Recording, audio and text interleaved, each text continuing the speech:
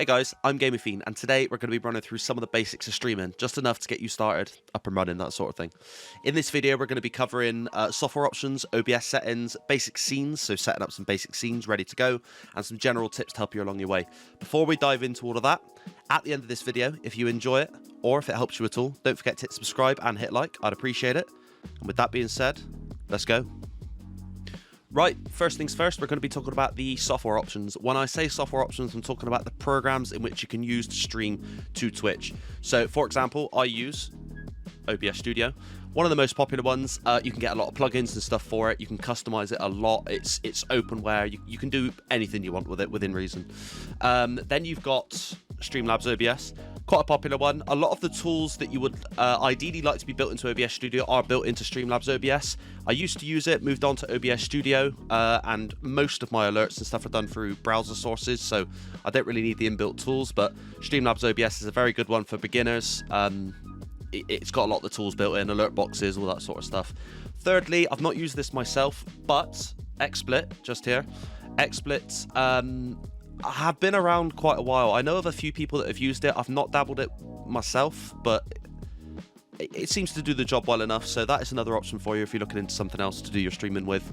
For the purposes of this video, we're going to be covering my setup via OBS Studio, so from here on out, we're going to be talking about OBS Studio. Right, first things first, what we're going to be doing is setting up some basic scenes. Now, this might seem a little bit disorientating. The reason you can see many mirrored options there is because of display capture. Ignore that for now and concentrate on this bottom section. When you first download OBS, all of this will be completely blank. There will be nothing here. You're going to need to create yourself a scene and name it. For the purposes of this video, the scene that I'm currently on will work, so we'll work with that. But what you'll do is you'll name your scene, click OK, and it will then pop up in the bottom left here, like the one I'm currently working on, which is cam on display capture. This right-hand section here, sources, will also be blank. So what you're going to want to do is go to the plus icon. For example, to get your camera on screen, you're going to want to go to video capture device just there, and then you're going to want to name it. As you can see below there in the Sony a6000 section, I've already added this camera source, so we're just going to add a dummy one just to show. This camera that you see here right now is my ceiling mounted camera. If you're using a Logitech C920, which is quite a popular one, you're going to want to select that from the drop list below and then hit OK. It will then be added to the scene.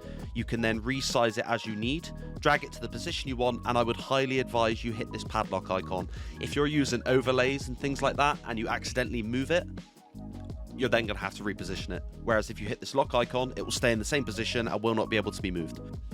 Once your camera is where you need it to be, you're then going to want to add your game capture. So under the sources list at the bottom here, hit the little plus icon and click on game capture. It will bring you to a window where you can name your game capture. I leave it as game capture by default because I know what that is. Once you hit OK, it will bring up another menu. These are the options for the game capture itself. Now, the mode here, I usually leave on full screen application. I have used capture a specific window before, but if you're wanting to play multiple games, capture any full screen application will pick up whatever's on your screen. Hook rate at the bottom, I usually leave it on normal. Again, I have used the other options, but to be honest, normal does the job and I've never noticed any issues with it. Hit OK, and you'll notice it's added to your sources list. You won't see a game yet, however. If you right click on the game capture, hover over transform, and then click on fit to screen, you'll notice you have a red box around the outside of your scene. Game capture is now fitting to your scene that you're currently working on, so your game capture scene that you'd set up earlier. Once you've got it stretched to the whole screen, hit the padlock icon so it doesn't move. Game capture shouldn't, in theory, need to be moved anyway, but just hit the padlock icon so it's not moved. Once you've got game capture in the scene, I would drag it below your webcam. The reason I say this, the way that the sources list works, the item that is on the top is the one that's displayed at the top. So if my camera is at the bottom, all of these items will be displayed before my camera. If I was playing a game currently, that game capture being above my camera would have meant that the game was over me. You wouldn't have been able to see my camera. So you'll need to drag these into the order in which you want your things to be overlaid. Once you've got your game capture and your camera situated as you need, you're then going to want to add your microphone. Under the sources list again, if you hit the plus icon and go up to audio input capture here, you will be given the option to rename a microphone. So after this screen, you will have a drop-down box in which you select your microphone. I can't go to that, otherwise you guys are going to get doubled audio, but name your microphone, for example, Blue Yeti, if that's what you're using. On the next menu, select the Blue Yeti from the drop-down and hit OK. For the minute, I'm going to cancel because if I add another one, you're going to get doubled audio, like I said. Once you've added your microphone to this list, in the audio mixer section in the center here, as you can see by my audio bar moving, you will then see your microphone. As long as you see this bar moving, audio is in OBS, so your microphone has been added correctly. That is a very bare bones scene set up for game capture. You can set up other scenes for things like BRB. So, for example, you could display an image that says "Be right back" when you change scenes to BRB to go to the toilet or get a drink, for example. You could also set up others for starting soon. Again, it depends on what your needs are, but that is the basics of setting up a very bare bones scene. You can add more sources to it as you need, but for the moment, that is how to set up a very bare bones and very basic game capture scene. Right, next up is the slightly more advanced section. Not too bad though. If you hit settings in the bottom right there, you'll be greeted with this menu. First things first, hit the stream tab on the left hand side and you'll be given the option to link your Twitch account. You're going to want to do this as it will allow OBS to transmit to your Twitch page. Now, if you hit the output tab here, you'll be met with something that might be slightly overwhelming. It's not as bad as it seems. For the purposes of this video, we're going to select the simple output mode option. Video bitrate. This one can be slightly confusing depending on how you look at it. Video bitrate is essentially the upload speed in which your stream is being sent to Twitch. Now, there's a few different issues with this when it comes to setting this amount. I like to settle usually on 4,500. That is a 4.5 megabyte upload speed, essentially. Twitch has a cap of 6,000. Now, there is an option on Twitch called transcoding, which not everybody has access to all the time unless you're a partner. Transcoding essentially lets you select the quality in which you watch a stream. If somebody doesn't have great internet, transcoding can let them watch the stream by turning the quality down, if that makes sense. Now, if you choose to output at the full bitrate of 6,000, anybody with a lesser internet connection might struggle to watch you, so I usually find the balance of 4,500 to be quite good for me. When it comes to the encoder, you've got two different options. Software X264, this means that your processor does all of the encoding for your stream, and you've got hardware, usually it will say in brackets NVENC. That is a dedicated chip on NVIDIA graphics cards that lets you offload the encoding process to that chip. It does a great job, however, X264 draws a superior image in comparison to an NVENC encoder option. So with my setup, with my processor, which is a AMD Ryzen 9 3900X, I usually select X264 because my processor is quite powerful and it can do the job fairly easily and draw a very good image. Depending on your setup, you might want to play with different encoder options, but for the minute, I'm going to leave on X264. You might find that NVENC does a better job for you. That's kind of a thing for you to play with. It's not too difficult to change. You've just got to select it, apply, OK, and then you can test from there. Audio bitrate, I leave it as it is. It does a great enough job. I get decent audio. And recording, this is purely for recording things. So streaming wise, this is all you're going to want to need. If you go then down to audio, you'll be met with your audio devices, this menu here. Under desktop audio, mine is my headset. So my headset is being driven through a FiO amp. So I've selected FiO. It might be for you that you are running through speakers or you're running through, I don't know, a Razer Kraken headset. What you're going to want to do for desktop audio is set that to your headset where you're receiving your main audio, your game, your video, anything like that. Under mic/auxiliary audio, you're going to want to, you're going to want to select your microphone. So for me, it's the Shure MV7 like we did earlier. Once you've got that done, you're going to want to hit apply and OK. That is the basics for your settings, a very, very basic and very rough guide to the settings you can get yourself up and running with. Another note when it comes to your audio tab, you're going to want to go down to the advanced section and look at setting your monitoring device. You're going to want to set your monitoring device to the same as your desktop audio device. Reason being, the monitoring device is used to monitor things like your follow alerts, your sound alerts, anything like that, and you're going to want to hear them as well as your audience on Twitch. So make sure you set this to the device that is strapped to your head. Right, next up is setting up your alerts. Now, you can use many different options for this. I'm going to use Stream Elements for the purposes of this video. Set yourself up a Stream Elements account and link it with your Twitch. When you get to this main page here, you're going to want to go to the Streaming Tools section and go to My Overlays. As you can see, I've already got two set up, one for the no swearing countdown and one for the alert box. Again, for the purposes of the video, we're going to set up a new one so you guys know how to do it. Hit New Overlay. and it will bring you to this page here. Overlay resolution, I usually leave this at 1080. You can set that to whatever you need it to be. I usually leave it at 1080 because I can format it within OBS anyway. If you hit start, you'll be left with a blank page. You need to make the overlay itself. If you hit add widget, hover over alerts, you'll see the option for alert box. This contains nearly everything you're going to need. Within the alert box options, as you can see here, you're going to have some defaults that do the job fairly well. If you want to customize them, you can. But each one of these cogs gives you options for each alert. So follower alert, subscriber, tip, cheer, host, raid, and purchase alerts. That'll be merch, things like that. Once you've got the alert box overlay saved here, all you've got to do, after if you would like to customize your alerts by setting your own image and stuff, you can, or setting your own video, you absolutely can. Once you've finished doing all of that, you're going to want to hit save, name your overlay. I'm calling mine test alert box because I've already got another and I don't want it getting confused. Once that's done, you'll see in the bottom right here it says saved. And if we go back to our overlays menu, you will now see your created alert box here. If you hit these 3 dots and hit copy URL, you can then go back over to OBS and paste that as a browser source, which we're going to do right now. Right, once you're over on OBS, what you're going to want to do is hover over your sources section where your game capture and stuff was from earlier, hit the plus icon and hit the browser option. It's the one with the little globe next to it. When this opens up, you're going to want to name it alert box, hit OK, and you'll be met with this screen. In this URL section here, you're going to want to paste the link you got earlier on from those 3 dots that we copied, hit OK, and you'll be left with a blank box. This is your active alert box. If we go over to Streamlabs now, hit edit, you'll be able to see your overlays and you'll have the option for emulation. If you hit follower event, it will be shown here as well as in OBS. So if we go back to OBS, you'll see your alert is here. Whenever anybody follows, subs, tips, anything like that, the alert will now be shown in your OBS as well as in your stream. So people will get a little thank you for following. Right, next up is docs. Now, docs are an option within OBS that allow you to see things on your OBS collection. This option that you see at the bottom here, Twitch host, this is a doc. Stream information, this is a doc. These aren't here by default. I've added them as they're quite useful. In order to add docs, what you're going to want to do is, in the top section here, next to File, Edit, and View, you're going to see the option for doc. If you click on Custom Browser Docs, you'll be given the option to add your own. As you can see here, I've already added a couple. We're going to add another to show Twitch chat within OBS.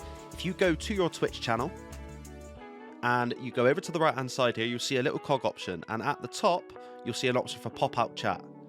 That will give you a small chat with a link at the top.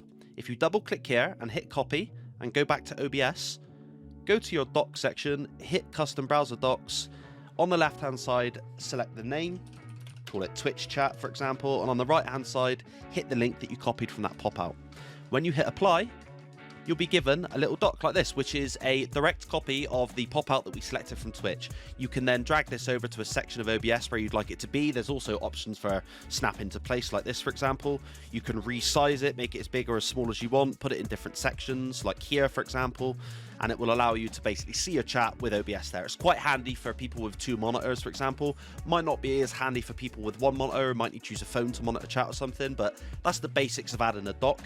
As long as you can find a link for something, you can essentially make a doc for it in OBS. So if you want to see your Twitch chat, your Twitch hosts, your activity feed, so that will show you which the latest follower and stuff was, and I've got one for Ko-Fi for my donations. It will give you the option to create docs for all of these things. You can add whatever you want, wherever you like it. Right, next up is chatbots. So chatbots are versatile tools that are essentially bots that do tasks within your chat. I know that sounds really obvious, but it's what they are. What you're going to want to do, there are many different options, but what you're going to want to do, for this example, we're going to go to Nightbot. You've got Stream Elements, you've got Moobot, there are many different options, but for this, we're going to go to Nightbot. You're going to sign up for a Nightbot account, and you're going to allow it access to your Twitch account in order for it to be able to do its job.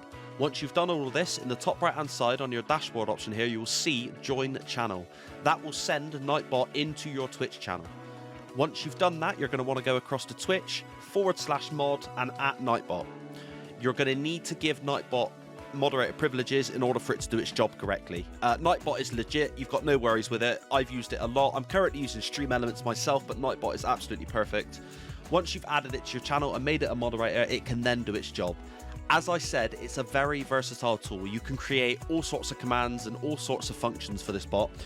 For example, we can create a custom command here, as it says here, for YouTube. So !YouTube, and then you could, I don't know, sub to my channel, and then you could put your YouTube link.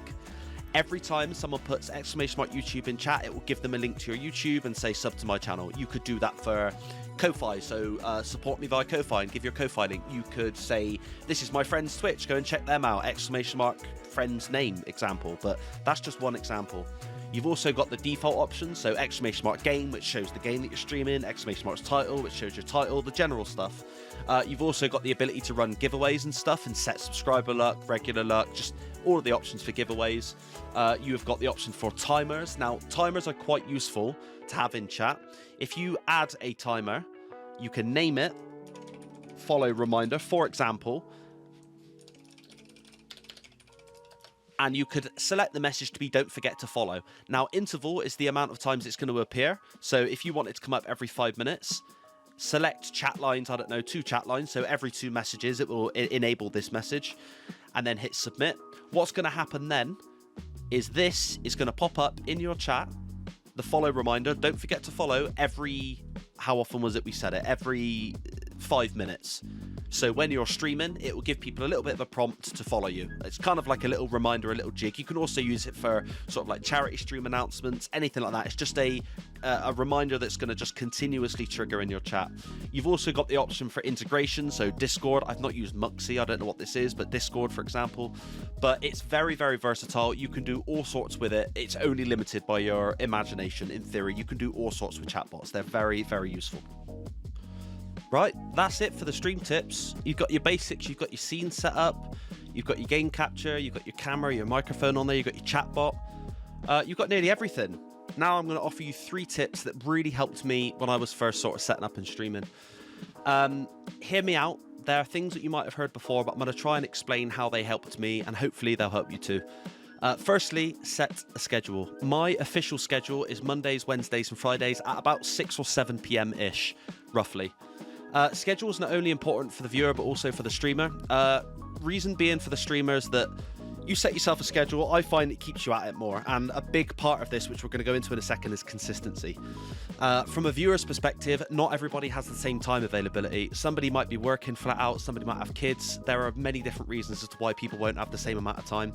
If they know you're going to be live for certain, for example, on a Monday, Wednesday, or Friday at 6 p.m, and that is within their time availability, they can make it part of their routine, you know? Not necessarily that they're going to, but it's something you can position yourself for. So set a schedule. That is quite an important one. Now, you can stream off schedule, and everybody does. I stream on Tuesdays and Thursdays, which aren't officially on schedule sometimes, and I stream on the weekends, but they aren't promised streams, they're surprise ones. I just stream to schedule, and then anything else is a bonus. But yeah, set a schedule. Secondly, be confident. Now, I use this quite strongly. I am not an inherently confident person, so I kind of ran a different way with it. I decided rather than be confident, I was just going to run away with it and the confidence would come, you know, and it has, to be fair. When I'm playing something, I play something I enjoy. I don't play games I don't enjoy because they bring numbers. That's not what I'm about. Things like Fortnite, I'm not a big fan of. I'll play them off stream sometimes if I fancy it. I'm not a huge fan of, so I don't play them because it's more stress, you know. Fallout, I'm a huge fan of Fallout. I love playing Fallout, and you can see it when I'm playing it. People can see when you're enjoying yourself. People want to be around good. Nobody wants to be around miserable, you know. So play something you enjoy. Be consistent with it. Just try and enjoy yourself. Do you know what I mean? Like, I play a lot of Dead by Daylight. I have 100% complete the game. That doesn't stop me playing it because I enjoy it, and it shows. You know, people want to watch something that they're going to enjoy as much as the person who's playing is going to enjoy. And finally, going back to what I said earlier and going back to what I said a second ago, is be consistent. Consistency is key. As cliche as that sounds, it really, really is. Like I say, I am not a huge channel. I'm a very small fish in a very, very big pond. But I'm very proud of where I am. Consistency has been a big part of that. Stick to your schedule. You do you. Don't decide one day you want to completely, I don't know, change game to something you hate because you think it might do good for your numbers. Just be consistent to what you are and it will come eventually. If you fancy playing something different, by all means do, but don't go and play something you hate because it will reflect in your stream. I've seen people play things that they don't like and it's not a pleasant experience, even if it's someone you like. But those are the 3 things. Set a schedule, be consistent with it, and try and be confident. Although, like I say, I ran a slightly different way with confidence, but those are the 3 things that really helped me. They sound cliche, they sound like such generic advice these days, but it worked. And that's pretty much me for today. Thank you so much for hanging out. I appreciate it. This has been my first proper video I've made that isn't a short in quite some time. So I appreciate you taking the time to watch it. If you enjoyed it, don't forget to hit subscribe and press like. I would appreciate it massively. It helps with the algorithm. And if there's anything else you'd like to know, if there's anything else you'd like me to go in depth with, whether it be these lights in the background, or whether it be how to set up certain things with chatbots or anything like that, please do let me know in the comments below and I'll check them out. But for now, thank you so much for watching the video, and I will catch you on the next one. Peace out. Much love.